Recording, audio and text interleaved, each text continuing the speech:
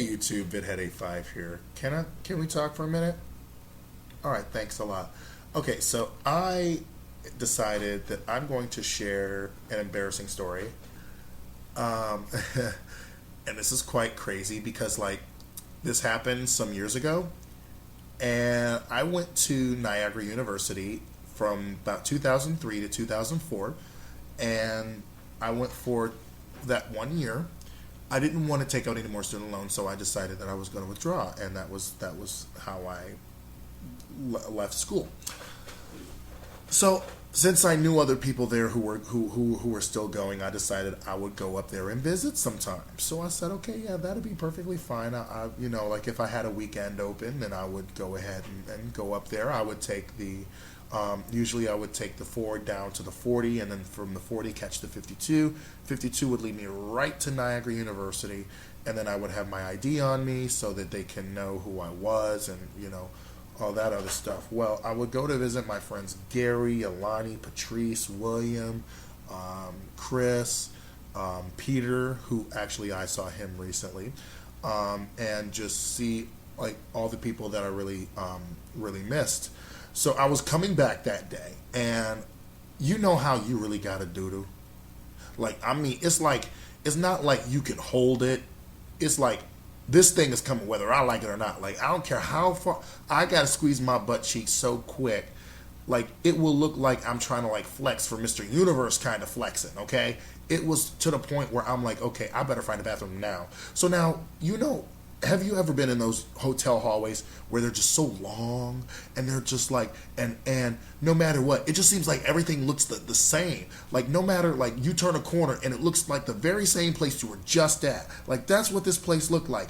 And the thing is, the 40 Grand Island bus, that doesn't make any stops. No rest stops whatsoever. So I'm sitting there okay, wait a minute, hold on. The bus is coming in about 15, 20 minutes or whatever.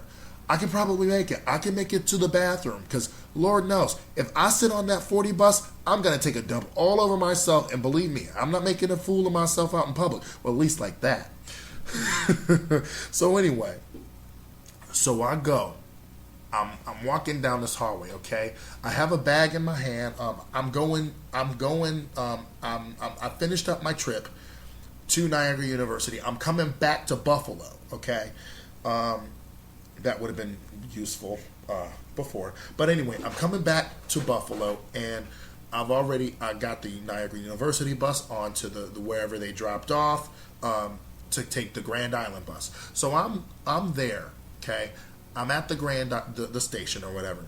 And so I go and I'm walking down this long behind hallway. It's almost like, how there's that movie when the good guy is running or whatever, or a good girl is running or whatever, and next thing you know, when you look, and it seems like it just zoomed out, and it gets just even further than you thought. That's what it looked like. And next thing I know, to my left, I'm looking around and whatever, trying to take my mind off the fact that I'm having a major ass attack, and I gotta just doodle real quick.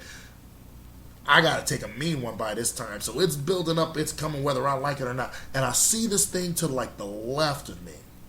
To the left of me, I see it. It's how they have the doors and whatever, like the little thing, where normally the bathrooms are. So I go to my left, and I'm relief is in sight. It ain't spelled ROLAIDS, it's spelled BATHROOM. And then I go to the door, and I pull it. I pull it again. And I keep pulling it, and it's locked. They locked the bathrooms. So I'm sitting there thinking, okay, this thing is coming whether I like it or not. Like a baby, them contractions are starting to happen, and it's coming. So I have my book bag. I had a little bag here with with clothes in it. It was a Save-A-Lot bag. I'll never forget it. And then I thought to myself, you know what? This is coming. So I dump out my clothes, because I remember one time when my brother really had to take a mean one, he doodled in the bag. So I put it up underneath my butt, and I'm just sitting there. Oh, I love this part. And so I'm thinking, okay, this is good. Oh man, And I'm hearing something. I'm hearing a splatter on the floor. What the literal fuck? I thought that the bag was gonna catch it. I was gonna take the bag, toss it somewhere, and get out of there. No. When I took the dump, I guess the way my butt was positioned, it must have, like, the doo-doo stream must have, like, bent the bag and went down the rest of it, and that's when the rest of it just kept going. The flow kept going. Thankfully, nobody was around. So, at this point, I'm panicking because somebody might see me, I might get a ticket or whatever, something's happening. Something's gonna happen. So I look out, I'm like, coast is clear. I drop the bag, I take my clothes, I jet. Then I go to the reception desk. The reception desk is like, okay, hi, how may I help you? I said, excuse me, ma'am, but as I was walking by, it looks like someone, there's feces all over the floor. Yeah, and she's probably looking at me like, yeah, we know who did it right now because you're reporting it, huh?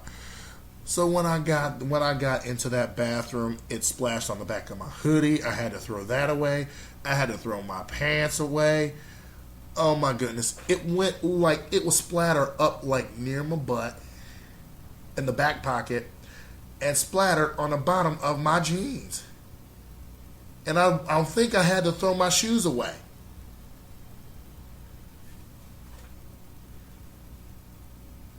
Moral of the story is, I guess there is no moral of the story.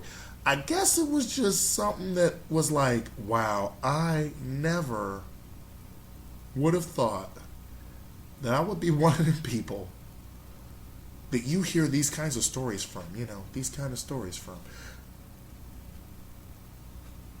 I don't know. It was just funny to me, but have you ever had any embarrassing bathroom moments where you had to, it was either let it go or be really embarrassed, especially on a long bus ride home? Because that 40 bus, like I said, it takes no stops, no rest stops. It's just one straight trip right through. So, let me know how you, let me know, rate, comment, subscribe, and thank you for letting me talk to you, YouTube.